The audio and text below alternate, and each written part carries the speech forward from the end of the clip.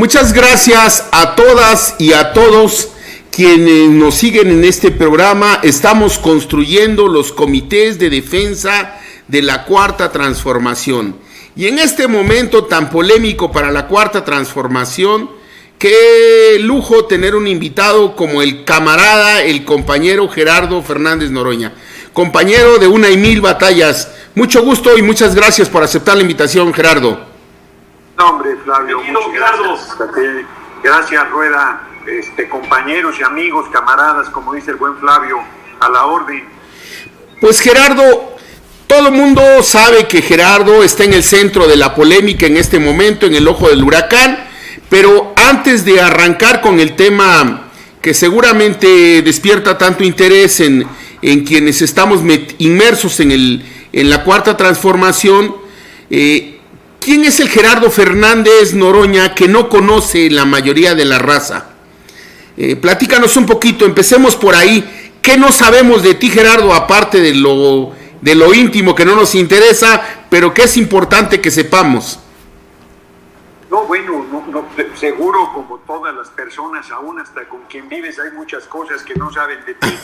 pero yo creo que hay mucha gente que no sabe que yo soy un hombre de origen humilde, que crecí con mi abuela materna, que era una india náhuatl que tenía tercero de primaria, que ella no fue a la universidad, su marido tampoco, que murió con delirium tremens muy joven porque era muy alcohólico, por la parte materna. Por la parte paterna solo conocía a mi abuela paterna también. Mis padres tampoco fueron a la universidad, yo fui el primero que fui. Entonces soy un hombre que vengo del corazón del pueblo, y que gracias a las escuelas públicas y gracias al esfuerzo de mi familia, pues yo pude acceder a la universidad y tener otras oportunidades en un tiempo donde estudiar sí te cambiaba la vida. No sé, yo creo que ahora también, en el sentido de que te da herramientas, pero antes inclusive te daba movilidad social, te abría otra perspectiva económica. Eso es lo que yo rescataría de inicio. Bien, Gerardo, tú has sido una gente comprometida siempre en una visión de izquierda, con muchas iniciativas, con una vida intensa en esta perspectiva. A mí me gustaría, como un entorno nada más, como dice Flavio, antes de entrarle al tema que ahorita es polémica.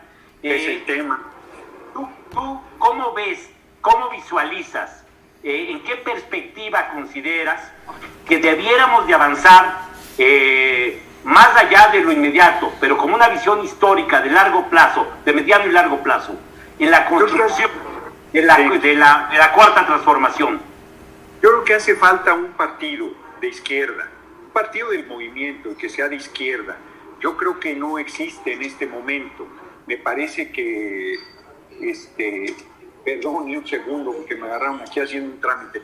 Yo creo que no existe en este momento y es urgente, porque Morena no ha cubierto ese vacío de un partido que estructure las luchas del pueblo, que organice, que politice, que discuta, que analice, que genere línea política. Todos los tres estuvimos en el PRD, y el PRD tuvo una época dorada, una época gloriosa, una época heroica, y una de sus grandes fuerzas, yo sostengo, era que había un Consejo Nacional con dirigentes políticos, mujeres y hombres de primerísimo nivel, con una capacidad intelectual extraordinaria, con un nivel de debate muy sólido, entonces era un lujo estar en las discusiones del Consejo Nacional, solo viéndolas.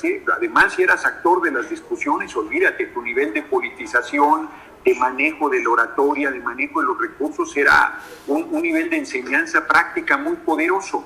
Todo eso está desaparecido, no hay una herramienta de organización y de lucha de la gente, y Morena, con la crisis que tiene, entraremos a esa parte, se ve difícil que pueda cubrir esa expectativa.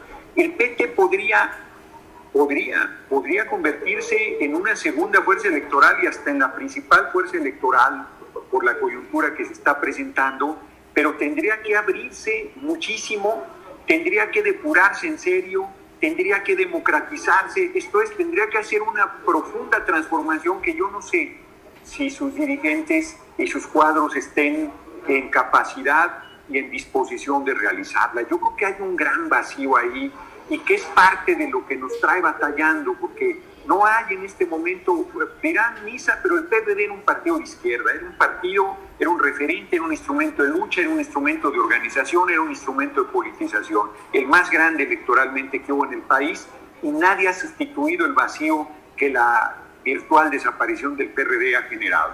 Esa es mi percepción. Gerardo, tú eres un estudioso, perdón Rueda, yo quisiera tomar el hilo que trae Gerardo para plantearle a él que es un estudioso de la teoría política, él que conoce el análisis de revueltas, que hace revueltas de la izquierda mexicana, él que ha leído, a Gerardo que ha leído a Bobbio, que ha leído a Bovero, a los teóricos, a los filósofos de la escuela de Turín, para ubicar el momento en el que nos encontramos. Hay una crisis del sistema de partidos, Gerardo. O sea, Morena fue el gran comité de campaña de Andrés Manuel López Obrador. El gran comité de campaña. Morena fue la plataforma política. El PT no es un partido consolidado. Va a quedar muy poco del PRI después de la crisis de Lozoya. Va a quedar nada del PAN después del escándalo de García Luna. Va a quedar muy poco de los partidos después de los videoescándalos que supongo que vamos a ver los mexicanos. Entonces, ¿cómo refundar el sistema electoral mexicano con partidos en crisis, con un ejecutivo tan fuerte como el que tenemos en estos momentos y con una sociedad tan ávida de participar en la vida política? ¿Cómo entrarle cómo refundar un nuevo sistema de partidos y un nuevo sistema de competencia electoral? Yo creo que ahí está la clave, Gerardo. Yo creo que tienes razón con algún matiz.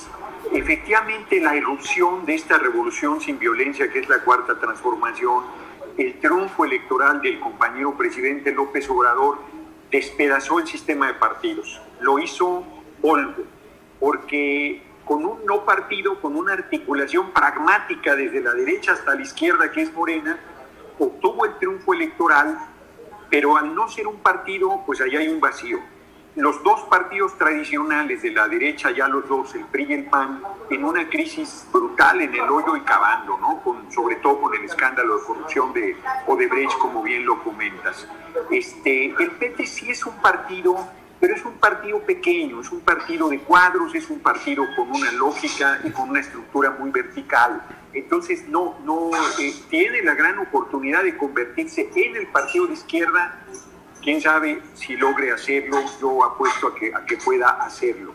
Y con una serie de pseudo partidos, el Verde, Encuentro Social, que le vuelven a dar el registro, Cuba Libre del comandante Borolas, Felipe del Sagrado Corazón de Jesús Calderón Hinojosa, o sea, una pulverización en realidad que va a haber de supuestos partidos políticos, pero en realidad hay un gran vacío, y como bien comentas, con un liderazgo y con un poder ejecutivo poderosísimo, con una fuerza muy grande, aunque acaba de pasar una crisis, está en una crisis muy fuerte que vamos a ver cómo sale de ella. Entonces, yo creo que ese es un gran reto de la sociedad mexicana, construir un nuevo sistema político donde yo creo que los partidos tienen un lugar y deben tener una tarea social y política importantísima, pero que hay que replanteárselo. No puede ser el sistema de partidos que hemos conocido y no está claro qué tipo de sistema de partidos debemos construir. Entonces es un gran reto teórico y un gran reto político construir esa salida, además de construir la nueva sociedad que estamos queriendo realizar sin ningún referente, porque no hay alguien que nos diga cuál es el camino. Mira, yo sé que le va a parar los cabellos a más de uno, pero Venezuela es un buen ejemplo de una explosión del régimen de partidos sin que hayan encontrado todavía su solución, ¿no? Sin que hayan encontrado todavía una construcción alternativa a lo que a lo que se necesita cuando se construye una nueva sociedad. Yo aquí batallando, usted conozco al gato y otro al garabato queriendo poner a cargar mi teléfono, que se me estaba acabando la batería. Entonces yo creo que sí tenemos ahí un reto grande. Sí, Rueda. En esa línea, yo creo que después de la crisis, como en todo fenómeno, vendrá la tempestad y vendrá la calma, y vendrá la etapa de reconstruir otros partidos en otra perspectiva. No necesariamente van a ser estos que hoy conocemos, pero la idea que nosotros hemos tenido, Gerardo, cuando nos aferramos a la idea primero de construir la unidad de las izquierdas, pero como un paso intermedio para finalmente incidir en lo que le estamos llamando los comités de defensa de la Cuarta Transformación. Muchos de estos detractores de la derecha nos acusaban que estábamos formando grupos de choque. La verdad que nos hemos tratado un poquito, pero creo que ya está claro que lo que queremos formar son escuelas de democracia participativa. Nosotros pensamos que frente a la crisis de los partidos, dándoles sus tiempos para que estos maduren y generen alternativas o nuevos sectores de la sociedad se organicen partidariamente, quizás sería importante apostarle al ciudadano, pero no al ciudadano pasivo que solamente va a apoyar a los mítines, que solamente es testigo, sino es el momento de crear los instrumentos que posibiliten una democracia participativa, que en algunos lados incluso le llaman democracia radical. Esto es, que el ciudadano sistemáticamente conozca, analice, se agrupe, genere sus opiniones, genere sus impulsos, sus protestas, incluso sus correcciones y críticas a un gobierno ejecutivo, a los diputados, a los senadores, cualquiera que estos sean, ¿sí? Si son de izquierda, son progresistas, muchísimo mejor. Pero es el momento, desde nuestro punto de vista, de empezar a caminar más radicalmente en la construcción de los vehículos que posibiliten desarrollar esta democracia participativa. ¿Tú cómo ves esta propuesta, Gerardo? Fíjate que me quedé pensando ahorita, me regresé a mis tiempos de la universidad y empecé a reflexionar sobre lo que quisiéramos hacer y sobre lo que vamos a tener que hacer. Yo creo que vamos a hacer ahora sí que a la mexicana todo, y lo digo sin ningún sentido peyorativo, porque el sistema político mexicano, si bien formalmente es un sistema de partidos, los partidos exitosos, Morena no es la excepción, se han construido en realidad en torno a una persona, en torno a un liderazgo, en torno a un carisma, en torno a una búsqueda del poder, donde el partido es más como lo dijiste, Morena, es más un comité de campaña que una verdadera estructura política con la idea de permanecer, de politizar, de formar, de articular luchas.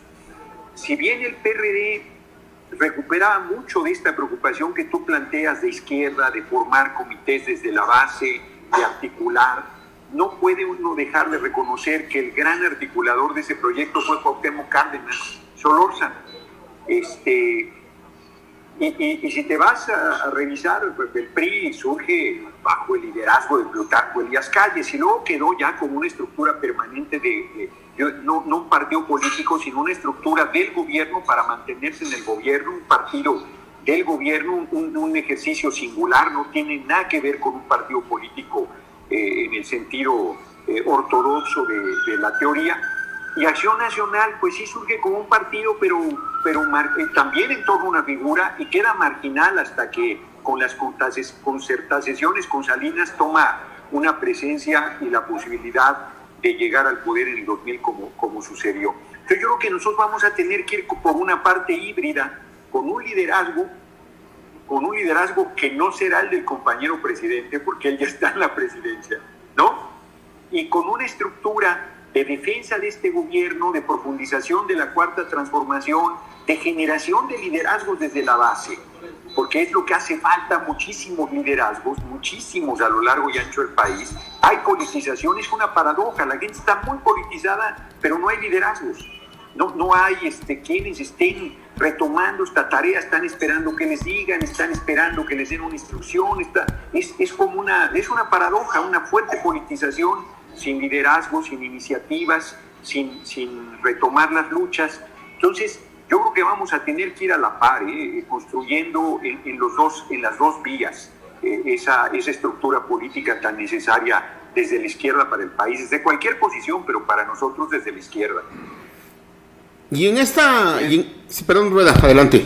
No, tú, Flavio, por favor. En esta perspectiva, Gerardo, la sociedad, ¿no te parece que está harta de los partidos?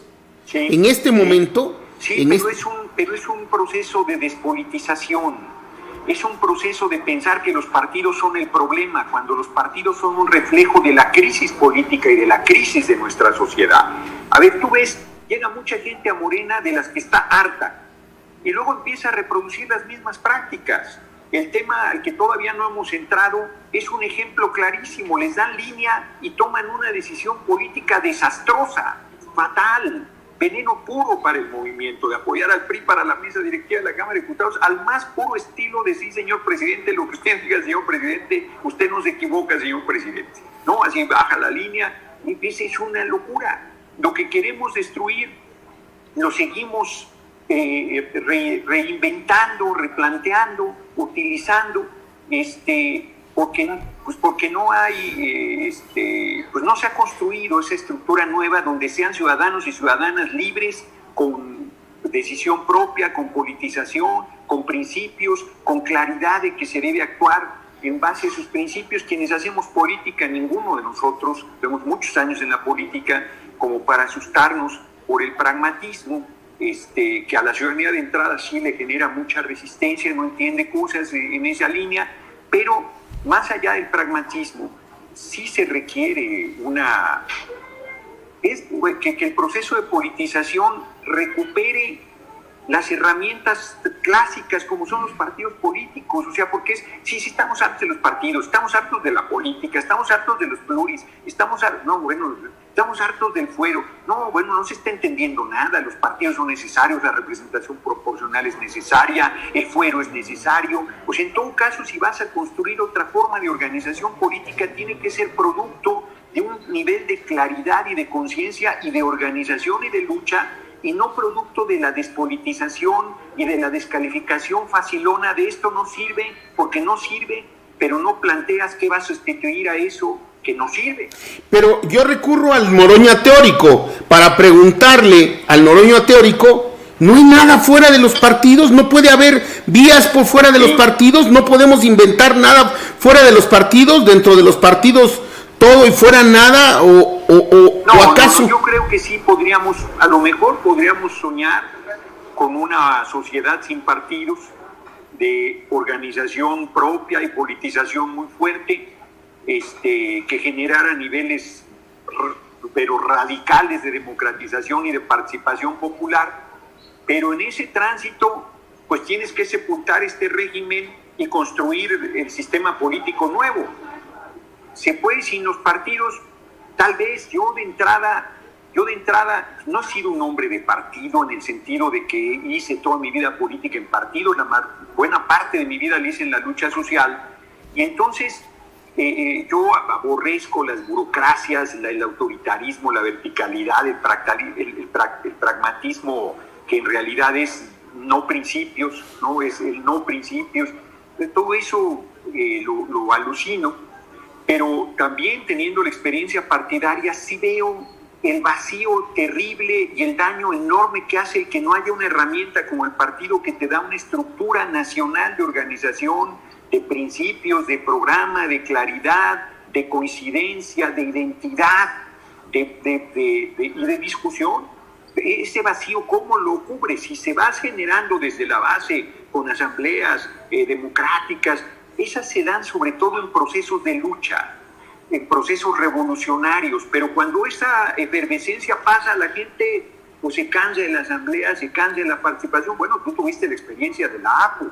Mantener una experiencia así permanentemente, yo creo que es imposible. Ojalá pudiera haber una experiencia permanente de una sociedad hiperpolitizada que estuviera todo el tiempo en la discusión, en el análisis, en la lucha, en la actividad, en el compromiso, pero no sé si es posible, e inclusive no sé si eso es lo que eso es lo que queramos como forma de vida. Gerardo, nosotros en este programa, como te decíamos, hemos puesto el énfasis en la construcción de los componentes de defensa de la 4 transformación, que tiene que ver mucho con la democracia participativa. Vamos a abrir muy pronto, en menos de 8 días, 4 o 5 programas especiales para reflexionar respecto a la 4ª transformación y los mecanismos para su construcción con todos los problemas que en la vida real se presentan. Seguramente, si tú lo aceptas, vas a ser uno de nuestros invitados también en esta línea de trabajo y de comunicación. Sin embargo, entrando al punto que tú empezabas a tocar, a mí me gustaría que, ¿por qué no pones preciso el tema? Por ejemplo, mira, desde afuera, nosotros que no somos, por una injusticia histórica, diputados ni hemos sido nunca, ¿qué te quiero decir? Mira, entendemos que hay un marco legal, que es la ley orgánica que el PRI metió en algún momento cuando ya sabía que ya no iba a poder tener esa mayoría avasalladora. Ya estoy como la señora aquella. Bueno, y que en estas condiciones había que buscar una forma de rotación para darle oportunidad a las minorías que pudieran estar al frente de la estructura, en este caso, de la presidencia de la Cámara de Diputados, de la mesa directiva de la Cámara de Diputados.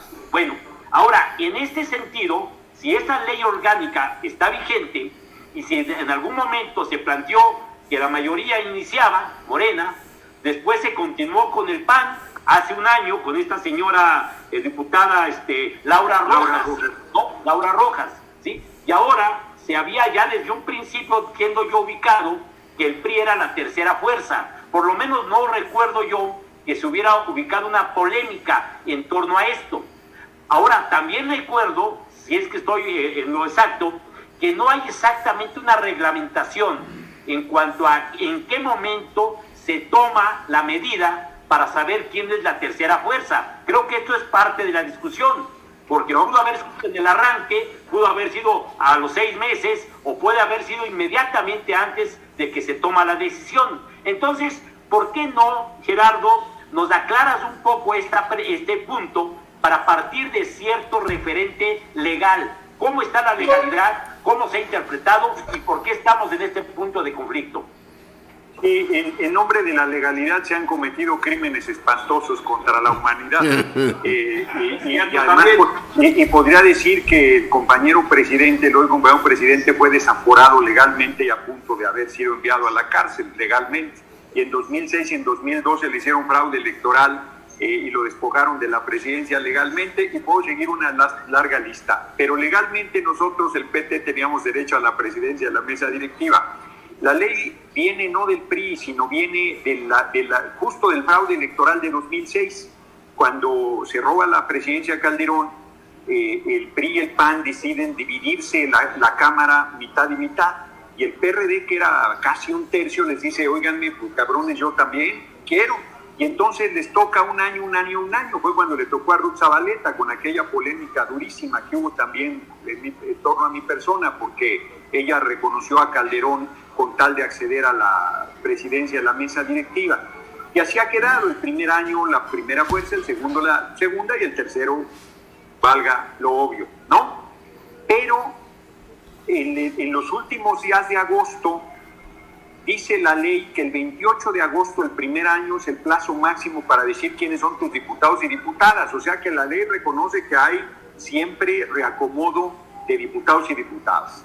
Y luego cada año, antes de la elección de la mesa directiva, y permanentemente tiene todo legislador el derecho de cambiarse de bancada en cualquier momento.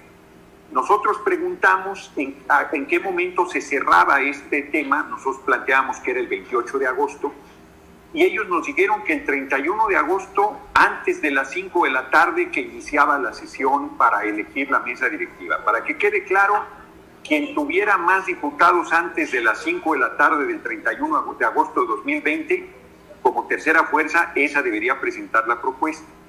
El 28 de agosto, nosotros teníamos un diputado más que el PRI, uno más que el PRI. Y esa noche tuvimos una cena, Morena, PT, Verde y Encuentro Social. Y ahí en la discusión había un diputado de Morena que se había venido con nosotros, y yo me comprometí con Mario Delgado a regresarle el diputado para que no perdiera la Junta de Coordinación Política, y quedamos empatados el PRI en igual número de diputados, 47 y 47. Hasta aquí vamos bien. El 31 nosotros teníamos 5 expedientes todos de diputados de Morena, para acreditar y demostrar que éramos la tercera fuerza electoral y que nos correspondía la mesa directiva. Vuelvo atrás, antes de llegar a este punto, otra vez hago una aparente digresión, un paréntesis que no lo es. En 2015 Morena era la tercera fuerza y le correspondía una vicepresidencia. Y le pasaron diputados al Verde, el PRI y Encuentro Social para tener más diputados que Morena y despojar a Morena de esa tercera vicepresidencia. Fue legal, una maniobra, pero fue legal. Vuelvo a la actualidad. Teníamos un diputado más, pero todos eran de Morena. Entonces decidimos no registrar a ningún diputado para que no perdiera la Junta de Coordinación Política Morena. O sea, la cuidamos todo el tiempo. En cambio, el PRI, de último momento, 4 diputados del PRD se pasan a su bancada para romper el empate que había. Y ya se regresaron, se hubieran regresado a los 15 minutos, pero como tuvieron que quedarse 2 días, ahí se quedaron. Dentro de ellos el hermano de Jesús Ortega. Hacen una maniobra, se burlan de todo mundo y votan por ellos porque dicen que es la legalidad. Se están haciendo los locos, están queriendo justificar un error estratégico gravísimo que es votar por el PRI, que la gente lo repudia y los tiene en el basurero de historia, diciendo que lo hicieron apegado a la legalidad. ¿Cómo va a ser apegado a la legalidad que en tu cara te estén brincando diputados solo para simular que son tercera fuerza? Y tú lo validas de todos modos. La noche del 31 de agosto la gente de Morena se sostuvo firme y no pasó la propuesta del PRI. Pero la secretaria de Gobernación, Olga Sánchez Cordero, estaba operando desde semanas antes y se volvió a meter a operar durísimo para que el 3 de septiembre los diputados y diputadas de Morena tuvieran una presión enorme para votar por el PRI. Previo a esa sesión, todos los partidos sabían que el 3 de septiembre se iba a votar nuevamente la propuesta del PRI, menos el PT. Nos enteramos a la medianoche, nos enteramos por la prensa inclusive, por una nota del Universal, que decía que se había reunido Mario Delgado, René Juárez Cisneros, coordinador de Morena y del PRI respectivamente, y Olga Sánchez Cordero. Llegamos a la sesión con 5 expedientes firmados y 5 más de Morena que se querían pasar a nuestra bancada y no lo hicimos efectivo. O sea, éramos la tercera fuerza porque más llegamos con 61 diputados en 2018 a esta legislatura como tercera fuerza. Y el PRI estaba en 5º lugar con 46 diputados. Entonces todo su discurso de la legalidad se les cae.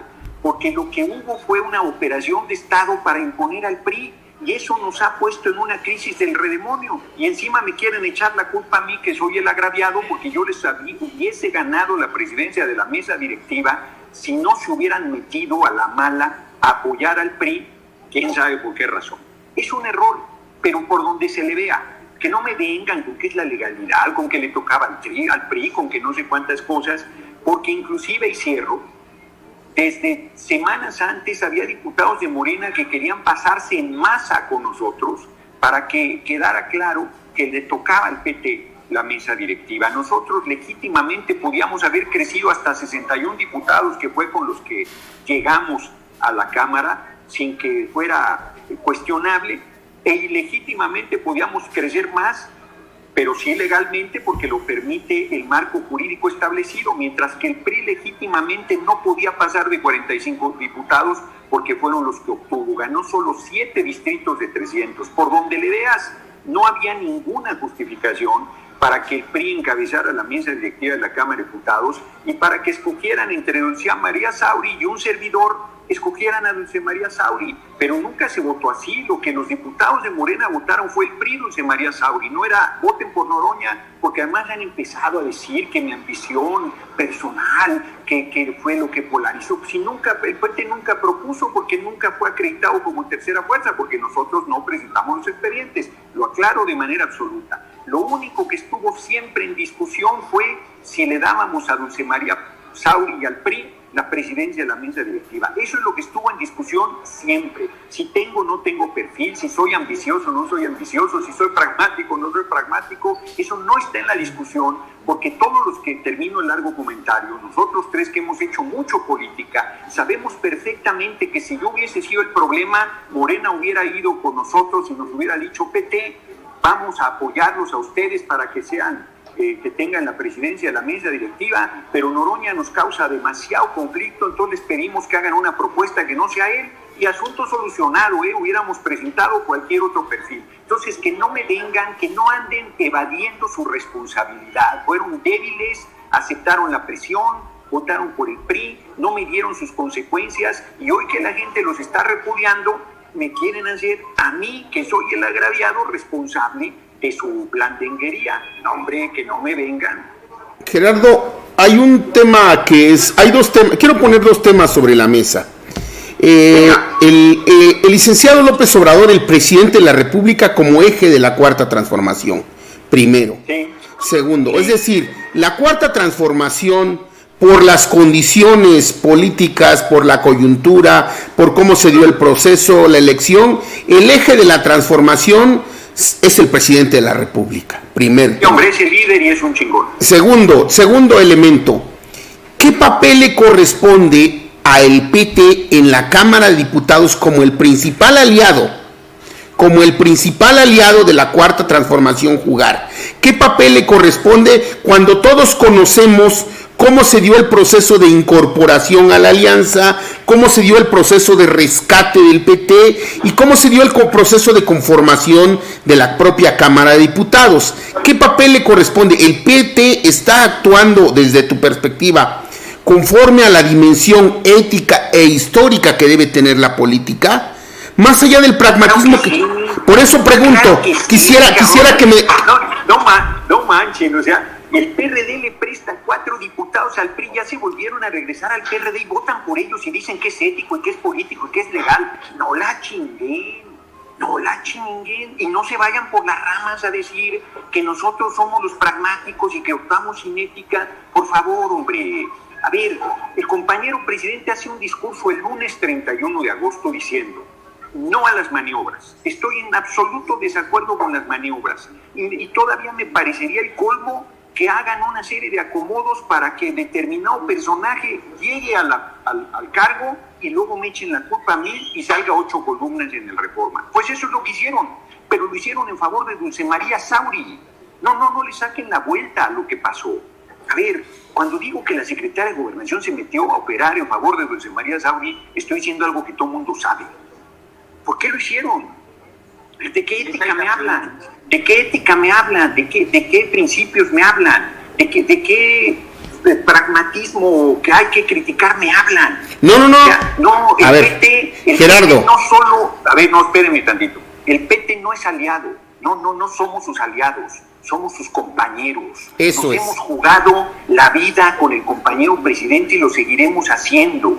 Y vamos a apoyar a nuestro gobierno. Y no somos ambiciosos vulgares y la presidencia de la Cámara pueden hacerla rollito y entregarse en la Dulce María Sauri, como lo hicieron. Ese no es el tema. El tema es por qué se le entregaron.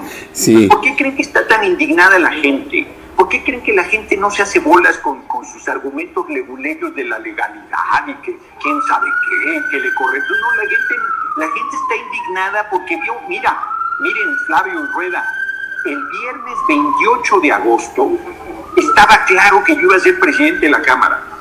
Hasta los medios habían quitado sus campañas canallas en mi contra, que no tiene perfil. No, ya lo daban por hecho, decían, ya Noroña ya les ganó, va a ser el presidente. Ya tiene perfil, dijeron. No, pues les valía madre eso, dijeron, ya les ganó, ya construyó las condiciones y va a ser el presidente de la Cámara.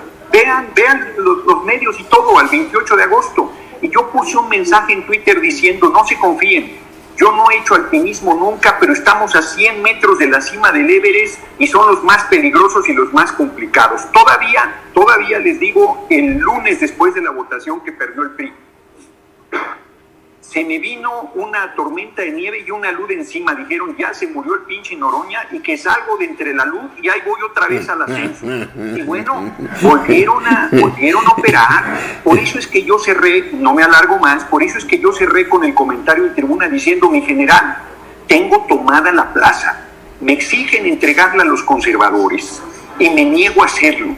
Traigo 35 puñaladas en la espalda y ni así la voy a entregar. Si eso sucede, serán otros los responsables. Yo no lo voy a hacer. Eso es lo que pasó, hombre. Gerardo, eso sintetiza lo que verdaderamente sucedió. Gerardo, yo ahí quisiera hacer una una pregunta que me parece que es clave. Mira, yo creo que hay una práctica parlamentaria que luego la gente común, la gente que no está metido en este tema, no entiende. Pero en la práctica parlamentaria, primero, pudiste tener un peor enemigo en el proceso electivo y sin embargo te hacen acuerdos, impulsan leyes juntas, ajustan temas. Es decir, si llevas a la calle la práctica parlamentaria, la mayoría de la gente no lo va a entender, porque van a decir, estos son traidores, son tramposos, porque la práctica parlamentaria obliga a platicar con el adversario, a acordar con el adversario, a votar con el adversario, y a veces votaste ayer con uno y mañana te conviene votar con otro, y eso no tiene nada de malo. Esa es la práctica parlamentaria. Luego, se critica también de cómo se pueden sumar o restar fuerza. No hay que tampoco a la gente vacunarla contra esto. Tú nos acabas de explicar una cosa que fue muy interesante. Morena no tenía posibilidades de conducir la Jucopo si no concentraba diputados. Y entonces 251. Entonces el PT le prestó diputados y otros partidos le prestaron, como el PES, diputados, y algunos priistas y panistas que ya andaban, como tú dices luego, no voy a repetir tus frases, pero ya andaban ahí medio flojitos y cooperando, dijéramos, también sumaron, ¿sí? Por eso puede lograr la mayoría. No tiene nada de malo, es la práctica parlamentaria.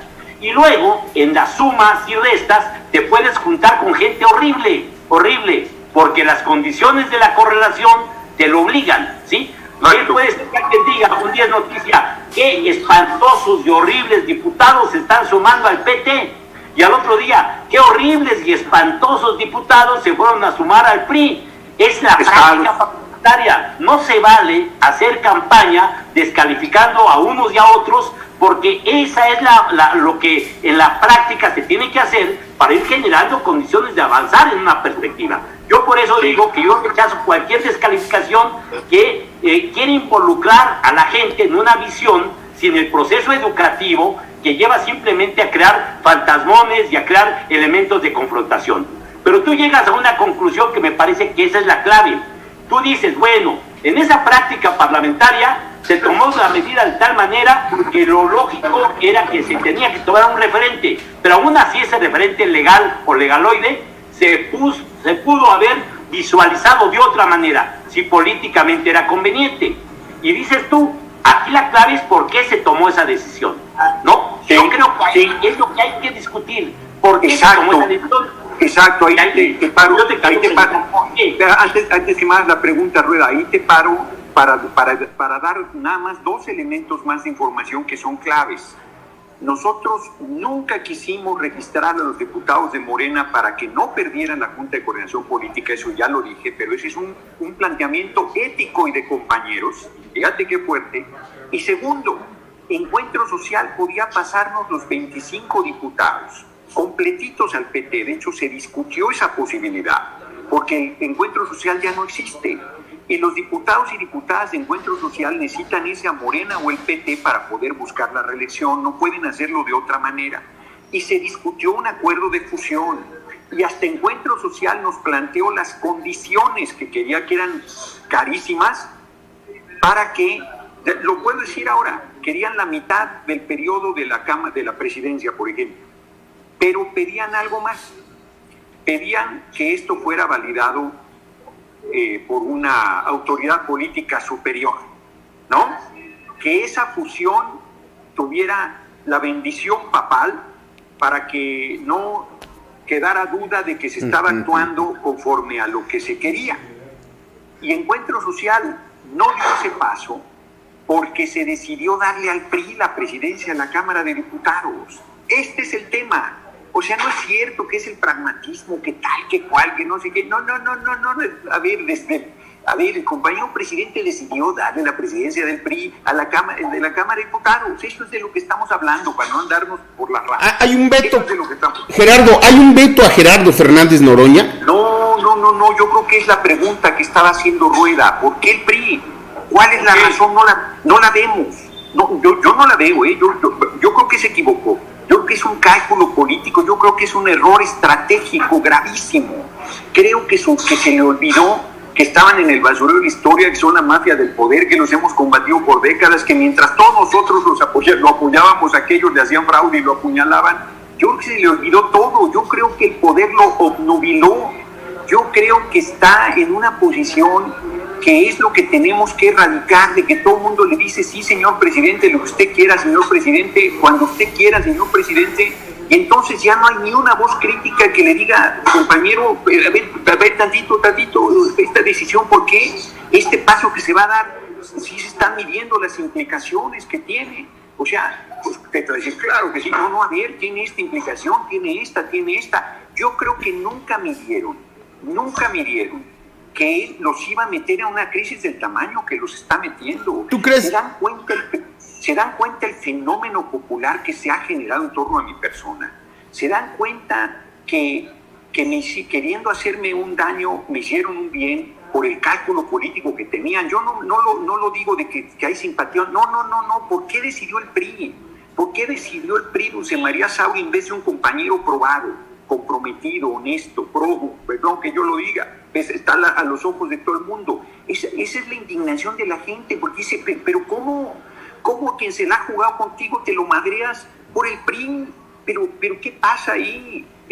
Por eso es tan fuerte el enojo de la gente, y por eso es tan casi rabiosa la campaña contra compañeros y compañeras de Morena que votaron en favor del PRI. Porque no es un tema de que no se entiende el pragmático. La gente tan lo entiende que cuando se sumaron, no han querido ustedes decir los nombres, se los agradezco, cuando se sumaron Mauricio Toledo y Héctor Serrano, había gente del pueblo que decía, dirán misa, Noroña debe llegar a la presidencia. Ese pragmatismo se entiende porque no hay ningún acuerdo inconfesable, lo importante es que el movimiento mantenga la presidencia de la Cámara de Diputados. O sea que el pueblo estaba más claro de la estrategia que debíamos seguir que el general máximo del movimiento. De eso es de lo que estamos hablando.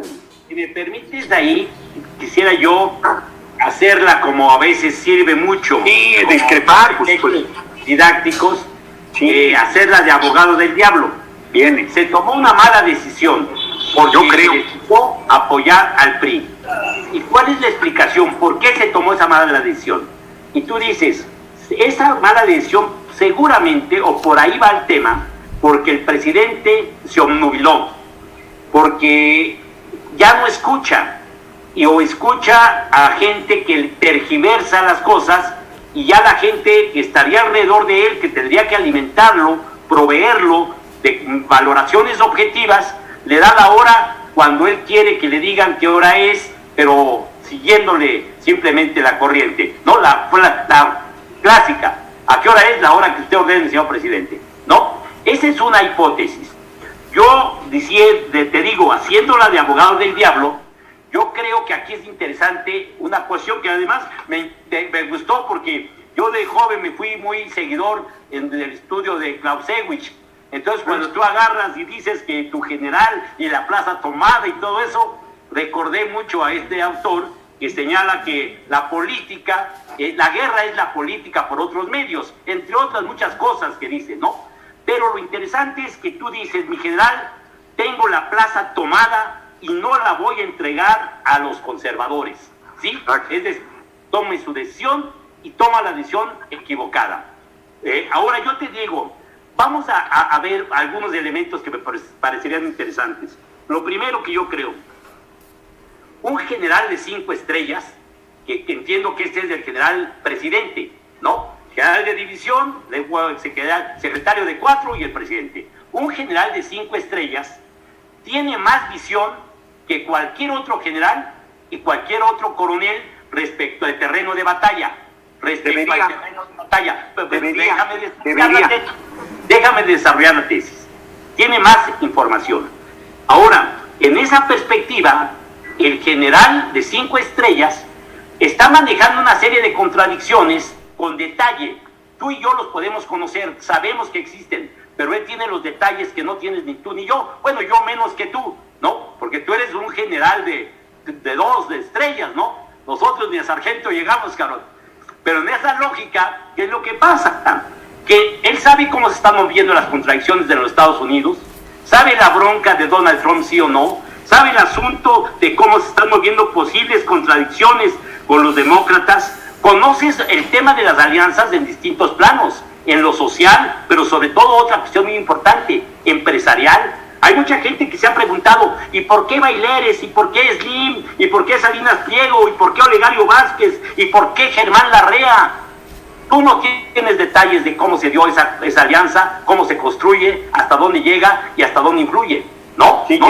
y eso no les parece pragmatismo majadero, eso les parece alta política. Bueno, y de alguna manera tú sabes que alta política o pragmatismo, que son calificativos, es una realidad que la política nos señala que se tiene que jugar en esos roles cuando no tienes la correlación de fuerza que te permita a ti limpiar absolutamente todo y partir de algo nuevo. Eso es una realidad.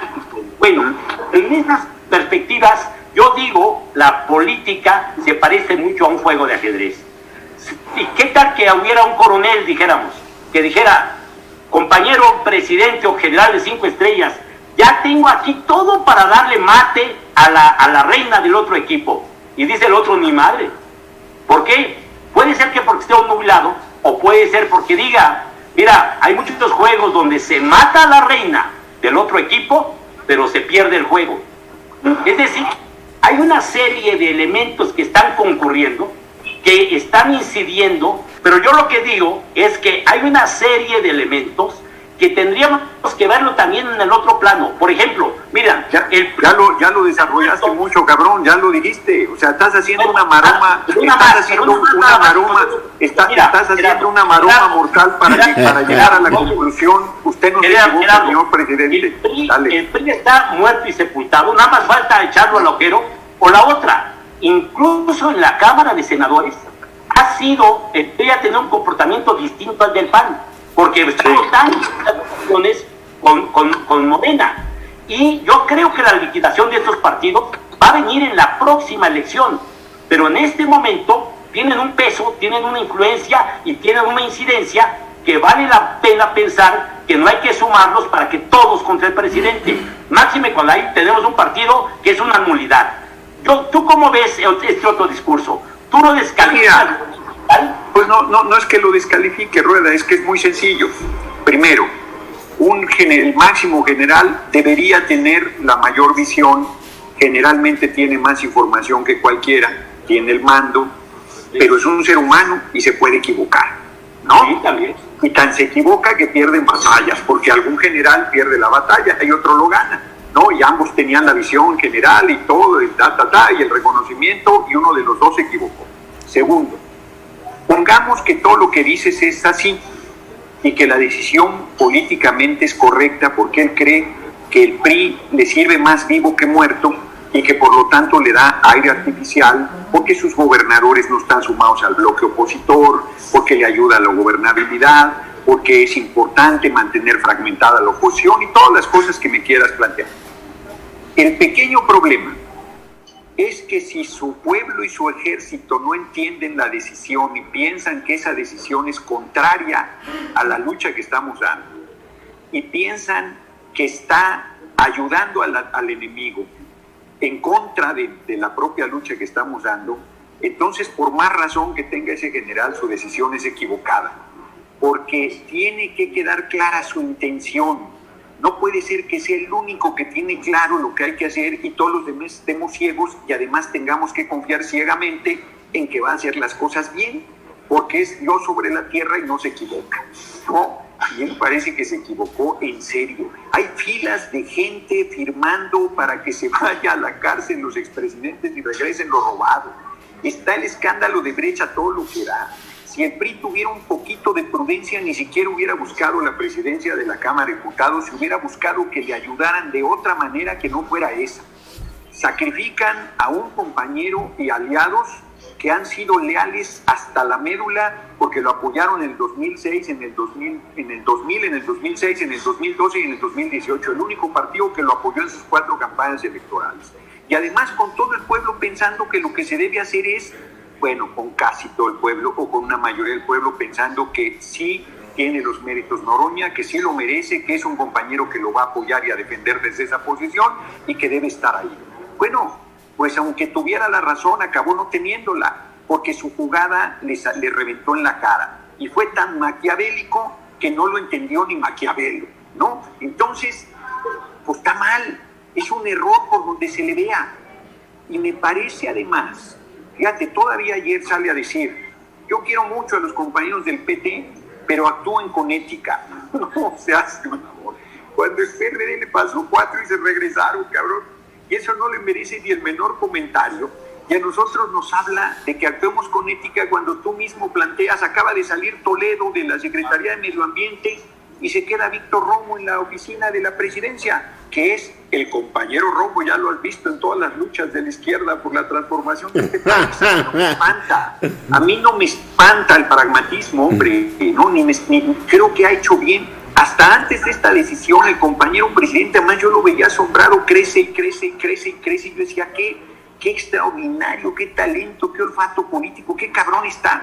Y yo hoy digo que se equivocó no porque me haya agraviado a mí, porque mira, pues aunque me haya agraviado, estoy hecho un monstruo, cabrón, o sea, me hizo un bien.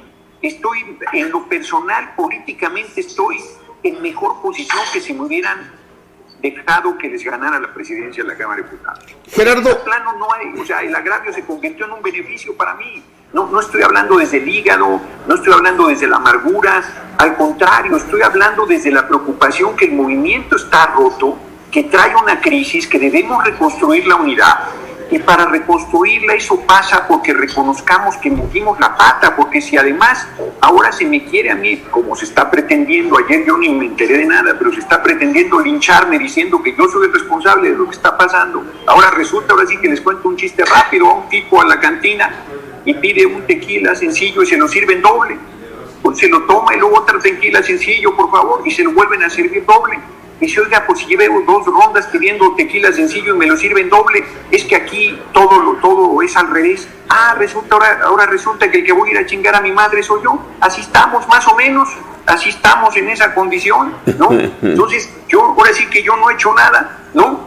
Y yo soy el responsable de la crisis. No, háganse cargo, ustedes generaron esa crisis por error o por una visión superior que nadie entendemos y tienen que explicárnosla para que podamos cohesionarnos de nuevo y salir adelante. Gerardo, perdón, Rueda, estamos casi cerrando el programa. Bien. Estamos casi cerrando el programa.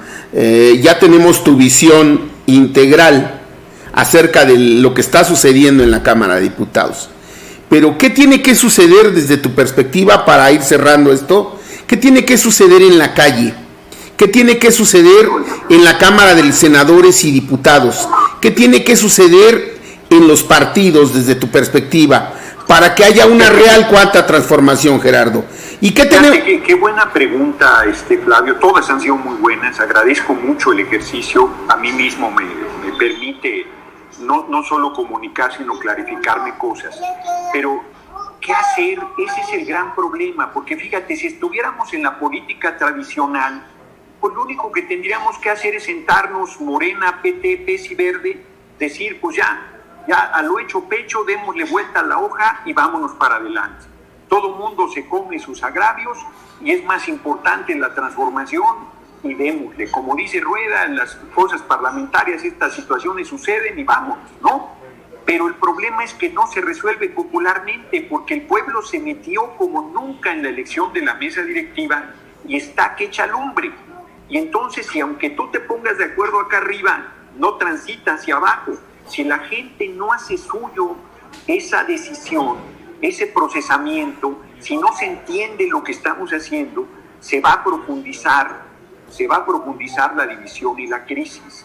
Esto es, dicho de otra manera, vuelvo a personalizarlo, pero es que así está. A mí me pueden echar la culpa de lo que quieran, pero el problema ahí está y no pasa porque yo diga una cosa u otra, sino porque convenzamos a la gente que el camino que estamos tomando es el correcto. ¿Cuál es el camino correcto? Yo estoy cierto que es la unidad, yo estoy cierto que es el restablecer en la coalición legislativa Juntos Haremos Historia, yo estoy cierto que es ir a recabar las firmas para buscar el juicio de los expresidentes, aunque ahora la gente dirá con desconfianza, ¿y de verdad lo van a hacer? Estoy cierto que tenemos que ganar la elección de 2021, pero hay un sector que hoy, mañana puede decir otra cosa, pero hoy aquí ahora está diciendo yo por Morena no voy a votar por el PT porque no aguanto lo que hicieron, ¿no? Entonces, con todos esos factores tenemos que encontrar una salida. Yo estoy claro de qué es la unidad, ganar, estoy claro de los objetivos políticos, pero no está tan claro cómo lo vamos a hacer. Por lo pronto, yo le dije a Alberto Anaya, Alberto, si hacemos las cosas mal vamos a ser la segunda fuerza política y si no nos apendejamos vamos a ser la primera. Yo creo que de ese tamaño es la crisis que se generó ayer y por lo tanto no tiene una explicación simplona. Y no es un asunto de oportunismo, sino de oportunidad y de tratar de rescatar por donde mejores condiciones hay esta gran fuerza que es electoral, que es el pueblo impulsando la revolución sin violencia, que es la cuarta transformación. Si Morena puede levantarse y recuperar la confianza, qué bueno, y si es la primera fuerza electoral, no es ese el problema es cómo logramos que esto no haga que el electorado que nos ha apoyado no nos apoye, que se vaya de las urnas, que diga, no, vale madre, no tiene sentido dar la mayoría. Bueno, una conclusión muy simple. La gente dice, pues si son bien pendejos, les damos la mayoría y no saben ocuparla. Los otros, si estuvieran de mayoría, ya los hubieran hecho pinole, ¿no? Y estos allá andan que la ley, que el buen corazón, que somos diferentes, que no sé qué. Y claro que somos diferentes, pero para volver a los términos de la guerra, el que perdona pierde. Entonces, la gente sí está muy indignada porque siente que nos estamos quedando cortos en el resultado y en el rendimiento. Ellos con su voto casi liquidan al viejo régimen de partido y a la vieja clase política corrupta y caduca. Y nosotros andamos aquí con blandenguerías, hombre. Yo creo que por ahí va el asunto, pero no acaba de estar claro, porque ahorita estamos todavía en el fragor de la batalla, o por lo menos todavía, o en el mejor de los casos, haciendo el recuento de muertos y heridos y levantando el campo de batalla, pero todavía no está claro cómo vamos a enderezar el rumbo, ¿no? Gerardo, yo también, ya cerrando, quisiera hacerte quizás ya mi última pregunta. Primero quiero hacer un compromiso contigo, a ver si lo aceptas, respecto a las firmas. Fíjate que tú fuiste pionero en empezar a sacar las firmas, pero nosotros en la Unidad de las Izquierdas decidimos correr el proceso legalmente y entonces recibimos tanto los formatos como la autorización para levantar las firmas y estamos convencidos en que el 15 de septiembre entregaremos 2 millones de firmas, por lo menos. Tú, como llamaste por fuera, también genera un poquito de confusión. Yo quisiera que hoy mismo, mañana, si tú me lo permites, pudiéramos grabar tú con nosotros un llamado a que la gente firme en los formatos oficiales para tener mucho más impacto y que el peso de nuestra firma cuente. Eso es una invitación, Gerardo. Sí, de acuerdo, nada más con un planteamiento. Yo creo que están cometiendo un error, aunque lograran la hazaña de los 2 millones de firmas, cometen el error de renunciar a una campaña de 6 meses o 7 meses de firmas por todo el país, aunque esas firmas no vayan a sustentar el proceso legal. No, podemos seguir, mira, cumplimos con los 2 millones y seguimos sacando firmas. Está bien, si siguen recabando firmas me parece muy bien.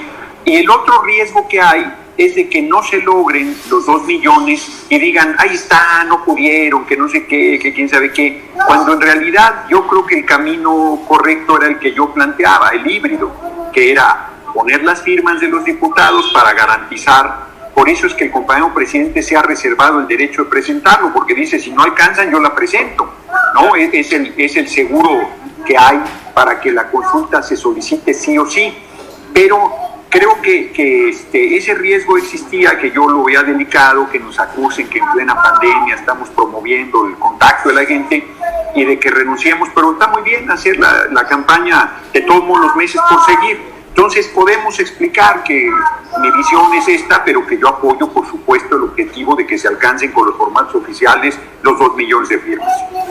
Excelente. Ahí te vamos a cortar este pedacito y lo vamos a poner al aire, cabrón. Oye, una cosa más para concluir, te decía, porque es una pregunta. Nomás no me vayan a hacer como que hice yo un comentario muy elaborado y ahora están diciendo que yo le dije pendejo al compañero presidente. No, eso sí, yo sí me acuerdo cómo ahí te cortaron ahí algún comentario. Mira, yo lo que creo, Gerardo, que esta discusión hay que seguirla, ¿no? Creo que es muy importante, e incluso la forma en la que tú concediste en esta discusión me pareció excelente, porque tú dices, a lo mejor no se equivocaron en el acto en sí, pero por lo menos sí se están equivocando en cómo se transmitió, porque la gente no lo está entendiendo. No está entendiendo nada. Está muy interesante. Y tú y yo tampoco estamos entendiendo nada. Hay que hacer una labor de discusión y de análisis que nos permite enriquecer la visión de la gente. Eso me parece excelente, esa conclusión que tú planteaste, y hay que seguirle en la discusión, ¿no? Yo parto además de otra cosa. Sí es cierto que hay un sector de personas que podrían pensar que habría que pasar a una ofensiva mayor y que era el momento. Pero yo creo, Gerardo, que es muy difícil para ti o para mí o para cualquiera decir que el pueblo, en el concepto más amplio, ya está claro de esto. Yo creo que... No, permíteme que te pare un momento. Sí. No, porque que yo llegara a la presidencia de la Cámara no era profundizar, era proteger al compañero presidente, era ayudarlo más, era que él trae abiertos todos los frentes, porque más se olvida que el PRI está en la posición golpista. O sea, no es cierto, son muy institucionales y te volteas y te apuñalan por la espalda. O sea, no, por eso es que no se entiende. Y mi llegada a la presidencia de la Cámara más bien era posible porque justo el nivel de politización es muy fuerte, y un perfil como el mío, que en otro momento hubiera dicho el movimiento, no es prudente, yo creo que el mensaje se puede malentender, en este momento no. Yo insisto, vean los medios del viernes hacia atrás, ya se habían allanado, daban por hecho que yo estaba en la presidencia y no estaban en la histeria de decir qué barbaridad, es que eso va a ser ya somos Venezuela, es que es una locura, nada. Estaban pues ya resignados a la derrota que en ese plano tenían, y no implicaba un nivel de profundización, inclusive implicaba más bien un nivel de moderación de mi parte, porque al conducir la mesa directiva de la Cámara es evidente que yo iba a tener que hacer más un papel de equilibrio que el papel de lucha que vengo realizando. O sea, a mí me ponía en otra condición, pues sin que fueras a ser el presidente de la Cámara madreándote a todo el mundo. O sea, no implicaba, ahora sí que implicaba una tarea institucional, que implicaba obligadamente un atemperamiento de mi personalidad. Esta fue la entrevista con Gerardo Fernández Noroña, quien en estos momentos todavía está en el ojo del huracán. Muchas gracias a quienes nos siguieron. Vamos a ir ahora a la cápsula El Néctar de la Historia, pero antes José Antonio nos va a hacer una convocatoria, va a reforzar la convocatoria para un tema que es fundamental en este momento, para que todas y todos firmemos para llevar a juicio a los expresidentes. Adelante, Rueda. Amigos y amigas, estamos avanzando muy bien en la recolección de firmas. Quiero informarles que ya hay un solo formato con una sola pregunta, que es la que está circulando por todos lados. Hay que verificarlo nada más. Y una cuestión muy importante, miren, como esta es una iniciativa más que partidaria, ciudadana, con militantes de a pie, no es factible tener nosotros mesas de recolección en todas las ciudades y en todos los municipios. Por eso es muy importante que ustedes nos ayuden, que bajen la hoja para recabar las firmas, que firmen familiares, amigos, vecinos, que si se puede nos ayuden con otras hojas, y que todo eso nos lo manden a una dirección que ya les hemos mandado: Misantla 11, Colonia Roma, en la Ciudad de México. La alcaldía es Cuauhtémoc. Es muy importante que ustedes se pongan en movimiento. Estamos avanzando muy bien y tenemos mucha perspectiva de que logremos esos 2 millones de firmas el 15 de septiembre próximo. Les agradecemos enormemente, porque es la lucha no para meter a unos pocos a la cárcel, es la lucha para que en este país se acabe la impunidad.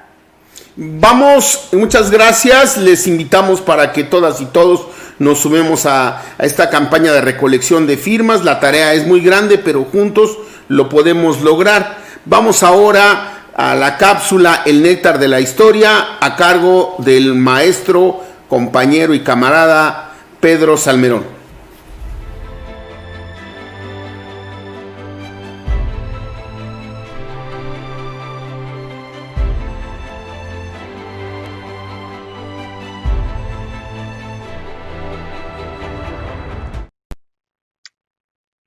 Hola, hoy les voy a contar una historia de un personaje del que quizá no han oído hablar, el general Tomás Urbina Reyes, llamado el León de Durango. Quizá no han oído hablar, pero seguramente lo han visto. Es el bigotón que está sentado al lado de Pancho Villa en la foto famosa de Villa en la falsa silla presidencial, porque no es la silla presidencial, la foto de Villa y Zapata juntos, el día en que la Revolución Popular llegó a su cumbre simbólica. A un lado de Villa está el general, el jefe, Zapata. Al otro lado está este personaje, Tomás Urbina. El pretexto para hablar de Tomás Urbina es que fue ejecutado un 4 de septiembre. Sí. Un día como hoy, viernes, que estoy grabando esto para mañana, sábado 5. Urbina era el compadre de Pancho Villa, el que lo acompañó desde el principio, y sin embargo, Pancho Villa lo mandó matar ese 4 de septiembre. ¿Por qué? Porque así pasa luego en las revoluciones, en las derrotas. Pancho Villa había tenido innumerables testimonios de que Urbina estaba a punto de pasarse al enemigo y se había retirado Urbina a su rancho natal en Las Nieves, Durango, en el pueblo de Las Nieves, y entonces Villa decidió ir, a pesar del enorme cariño que le seguía teniendo a su compadre, hacia Las Nieves, desde Torreón, sigilosamente, con unos pocos centenares de hombres de los generales Rodolfo Fierro, Martín López y Pablo Seáñez. Llegando a Las Nieves, vio una tropa de caballería y Villa ordenó a Rodolfo Fierro que siguiera a los jinetes mientras él, con el resto de la gente, atacaba y tomaba el rancho de Las Nieves. ¿Sí? Los plateados, la escolta personal del general Urbina, resistieron hasta lo último, pero Urbina se defendió, agotó los tiros de su pistola, estuvo a punto de huir y solo herido en un brazo, y tras luchar a brazo partido, fue capturado.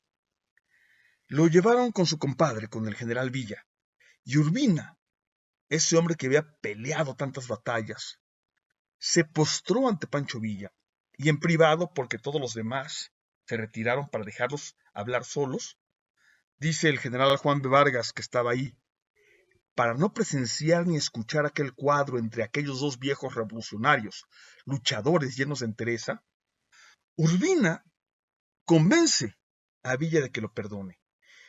Y Villa ordenó que se preparara un automóvil para llevar a Urbina a Chihuahua, escoltado por Martín López y 8 dorados.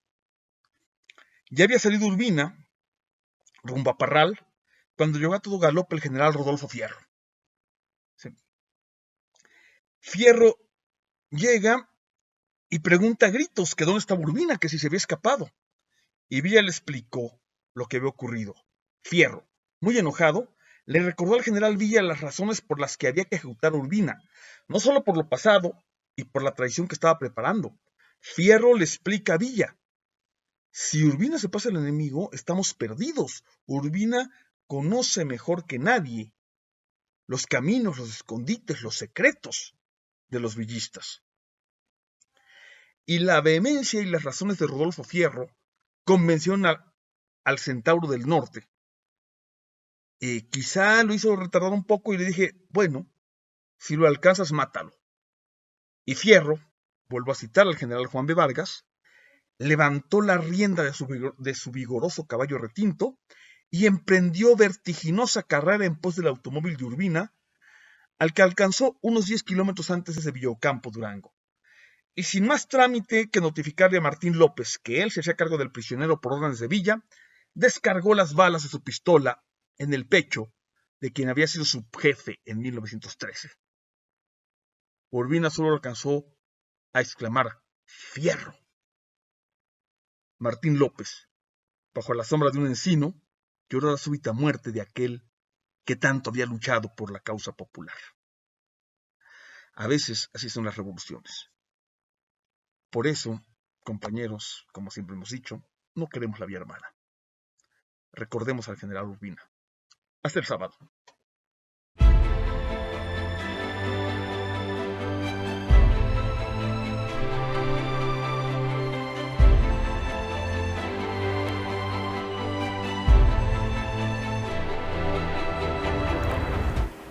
Muchas gracias a todas y a todos quienes nos siguieron. Muchas gracias a todas y a todos quienes están a diario construyendo los comités de defensa de la Cuarta Transformación de Mérida, Ensenada, como el comercial, lo están haciendo a diario. Compañeras y compañeros, muchas gracias. José Antonio Rueda. Como dice el comercial, realmente de Tijuana a Yucatán, compañeros. ¿Sí? Les agradecemos mucho. Fue muy interesante la plática con Gerardo. Creo que hay muchas cosas que quedan pendientes, pero vamos a seguir en el punto, porque en lo que él tiene mucha razón es que no se comprende a fondo este tipo de fenómenos, y creo que qué mejor que continuar esta discusión, esta charla en este espacio, y los esperamos el próximo sábado a las 8 de la noche. Muchas gracias, buenas noches. Gracias.